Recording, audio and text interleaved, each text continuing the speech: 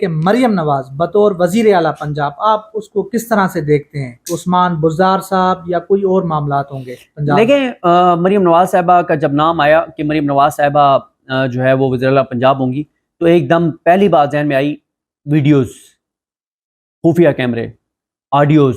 تو یہ ذہن میں آیا کہ اللہ معاف کرے پتہ نہیں لوگوں کے واش روم تک اب محفوظ نہیں رہیں گے. بالکل وہ خفیہ کیمرے لگیں گے. اچھا اس میں تھوڑی سی بات کر لیں سر. علی امین گنڈا پور صاحب ان کی جب نامزدگی ہوئی تو اس کے اوپر تنقید شروع ہو گئی، بڑا اس کے اوپر تنقید کیا گیا. تو مریم نواز پہ وہی لوگ خاموش کیوں ہیں؟ اس کو بڑا اچھا دیکھیں وہ ظاہر ہے ان کے تو وہ تو بہت سے لوگ ہیں نا جو چاہتے ہیں کہ مریم نواز ہی مطلب میاں نواز شریف، ان کے بعد مریم نواز کے بعد جنید صفدر کے بعد ان کے بچے. وہ کچھ لوگ ہیں جو یہ ذہنی طور پہ غلامی ایکسیپٹ کر چکے ہیں. وہ کہتے ہیں بس وہ حکمران ہمارا ہوگا جس کے نام سے شریف آتا ہو. تو ان کو ایشو تھا. باقی آپ کمپیریزن کر لیں مریم نواز صاحبہ کا اور علی امین گنڈا پور صاحب کا. اب علی امین گنڈا پور کا نام جیسے ذہن میں آتا ہے، جیسے ہی نام آیا تو فوراً یہ آیا کہ ہیلتھ کارڈ بحال ہوگا، احساس پروگرام بحال ہوگا، لنگر خانے بحال ہوں گے، پناہ گاہیں بحال ہوں گی، یوتھ کے لیے کوئی پروگرام ہوگا، کلائمیٹ چینج کے اوپر کام ہوگا، قانون کی حکمرانی ہوگی، پولیس کو صحیح کیا جائے گا. یہ ساری چیزیں ذہن میں آتی ہیں.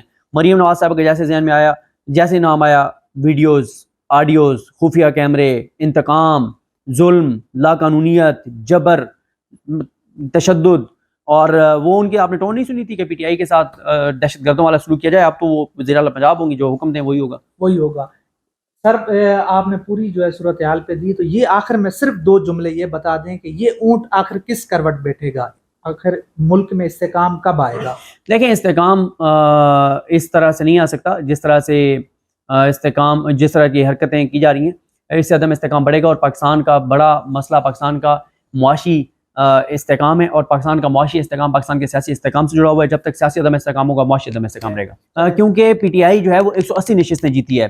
جب 180 نشستیں پی ٹی آئی جیتی ہے تو وہ اب یہ تو نہیں کہیں گے نا کہ ہم ہار گئے ہیں، ہمارا مینڈیٹ جو ہے وہ کیونکہ چرا لیا گیا ہم آرام سے بیٹھ جائیں. نہیں، وہ تو بار بار اس عزم کا اظہار کریں گے کہ نہیں ہم اپنا مینڈیٹ واپس لیں گے، ہم اپنی سیٹیں واپس لیں گے. اور آج دیکھیں آج پی ٹی آئی کو بہت بڑی کامیابی ملی ہے. یہ پہلی کامیابی ہے. اور اگر یہ فیصلہ برقرار رہا اور یہ نوٹیفیکیشن کل عدم ہو جاتے ہیں اور فارم 45 کی بیس پہ جو ہے فارم 47 ان 3 حلقوں کا جاری ہو جاتا ہے تو پھر کہانی ختم ہے، پھر چیپٹر کلوز، پھر گیا سارا کچھ. کیوں؟ پھر اسی بنیاد پر، اسی فیصلے کی بنیاد پر سارے حلقوں میں یہی ہوگا.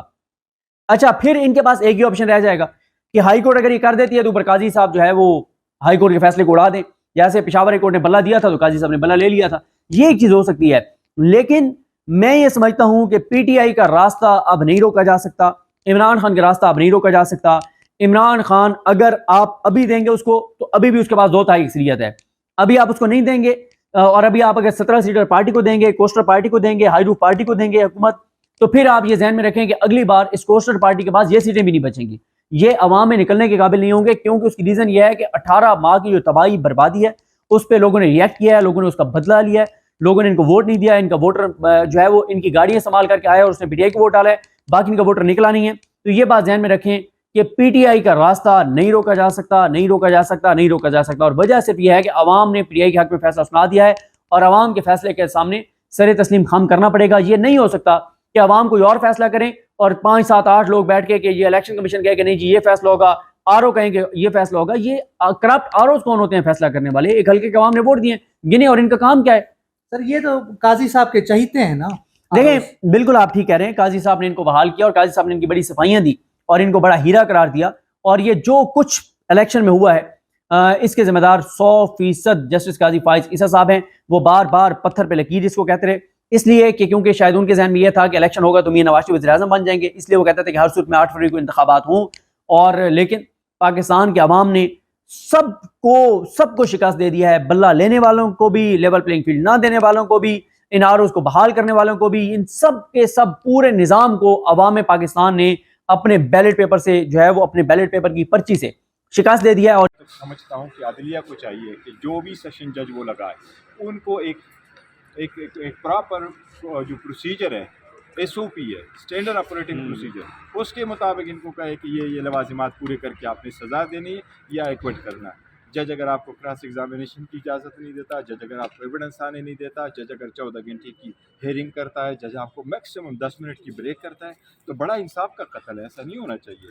और मुझे उम्मीद है इंशाल्लाह अदलिया इसके प्रॉपर नोटिस सर ये बताएं कि इमरान खान जो है वो चीफ जस्टिस आमिर फारूक पर अदम एतमाद का इजहार करते हैं, हर बार उन्होंने अदम एतमाद किया है, वकला क्यों जो है वो बात नहीं करते, वो एतमाद का इजहार क्यों करते हैं? वो बार बार जैसे भी है, लेकिन at least there should be N and to everything.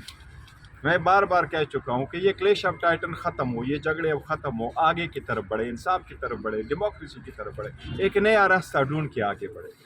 वो 1 साल से सफ़र हो रहा है, तो मैं समझता हूँ अदलिया को भी चाहिए कि इंसाफ का जो सलेब है ये इनके कंधों पर है, इसकी जिम्मेदारी निभाते हुए इंसाफ हमें दे। सर अच्छा, बैरिस्टर गौर साहब, आप हमेशा से बड़ा बैलेंस बात करते हैं, मैच्योरिटी का इजहार करते हैं, सियासी कद आप बड़ा रखते हैं, तो क्या खान साहब की तरफ से ये डायरेक्शंस हैं आपको कि बाहर जाकर सबके साथ मिलजुल कर बात की जाए, और दूसरी तरफ से जिस तरीके से हम देख रहे हैं कि नून लीग भी चाहती है कि डायलॉग हो, तो ये आगाज़ कब से शुरू होगा? देखो, आगाज़ जितनी जल्द हो जाए तो बेहतर है। और आगाज़ किस चीज़ का? देखो, हम तो जितने सफ़र कर चुके हैं तो मोर देन इनफ है।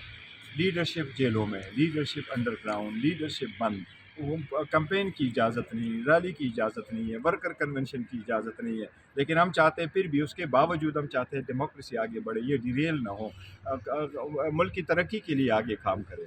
फिर भी आप जो है ना 5 दिनों में 3 सज़ाएँ देते हैं, 35 साल आपने सज़ा दी है, और आपने उस किस्म की सज़ाएँ दी कि जिसकी मिसाल ही कभी नहीं है। 200 आपने केसेस बनवाए, आपने कोई लीडरशिप को छोड़ा ही नहीं है, तो इनफ है।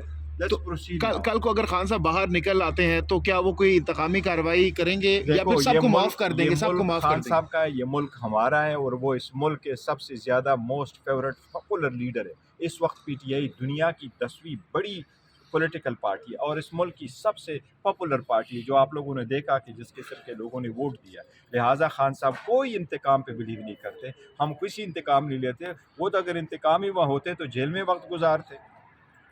उनको सज़ाएं भी गलत है, वो सज़ाएं भी इलीगल है, वो प्रोसेस भी illegal सब है। कुछ भुला देंगे, जो नाइंसाफियाँ हुई हैं, ज़्यादतियाँ हुई, सब कुछ भुला देंगे देखो, खान हम साहब? सिस्टम को रिफॉर्म करना चाहते हैं, आगे की तरफ बढ़ना चाहते हैं। ये जो आप सामने खड़े हैं ना, ये वर्कर, सपोर्टर और आम ऑर्डिनरी पाकिस्तान, ये आप लोगों का पाकिस्तान है, ये हमारा पाकिस्तान है, इसको हमने आगे लेके जाना है। सर बताइएगा, शोकाज नोटिस जो जारी हुआ तो उसमें उस पर आपको एतमाद में लिया गया था? तो समझता हूँ कि अदलिया को चाहिए कि जो भी सेशन जज वो लगाए, उनको एक प्रॉपर जो प्रोसीजर है, SOP है, स्टैंडर्ड ऑपरेटिंग प्रोसीजर, उसके मुताबिक इनको कहे कि ये लवाजिमात पूरे करके आपने सज़ा देनी है या एक्विट करना है। जज अगर आपको क्रॉस एग्जामिनेशन की इजाज़त नहीं देता, जज अगर आपको एविडेंस आने नहीं देता, जज अगर 14 घंटे की हेयरिंग करता है, जज आपको मैक्सिमम 10 मिनट की ब्रेक करता है, तो बड़ा इंसाफ का कत्ल है, ऐसा नहीं होना चाहिए।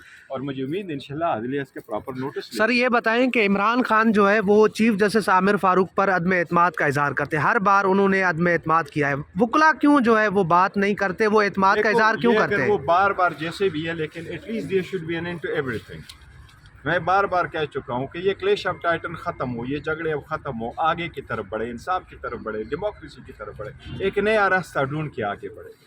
वो 1 साल से सफ़र हो रहा है, तो मैं समझता हूँ अदलिया को भी चाहिए कि इंसाफ का जो सलेब है ये इनके कंधों पर है, इसकी जिम्मेदारी निभाते हुए इंसाफ हमें दे। सर अच्छा, बैरिस्टर गौर साहब, आप हमेशा से बड़ा बैलेंस बात करते हैं,